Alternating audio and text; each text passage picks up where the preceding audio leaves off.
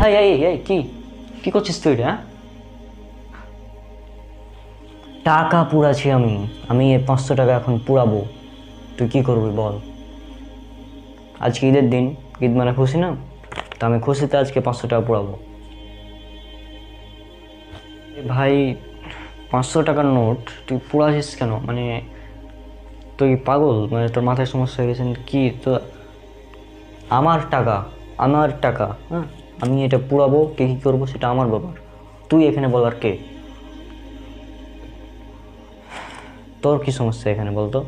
আমি 500 টাকা আমার আছে, আমি পুরাছি। আমি কি তোর টাকা পুরাছি নাকি? আমি 500 টাকা পুরাছি। তোর কি, তুই কেন তো মানে ই করছিস বলতো? তুই এভাবে কেন কথা বলছিস?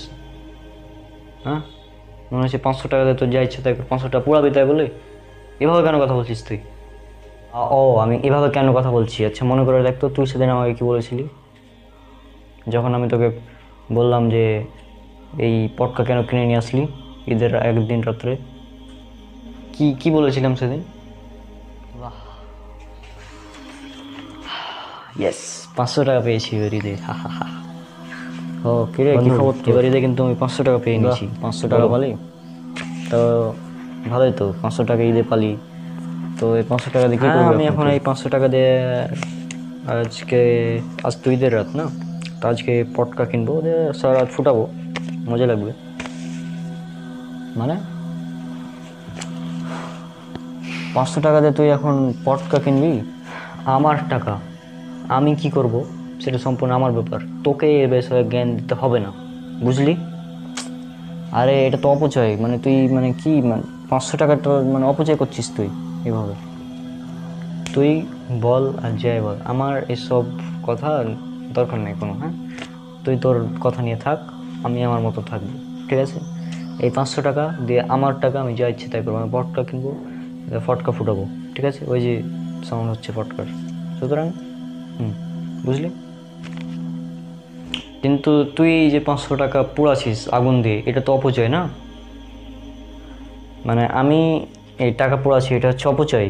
আর তুমি ভটকা ফুটাচ্ছ, পটকা কিনে, সেটা কোনো অপচয় না। আজীব ব্যাপার।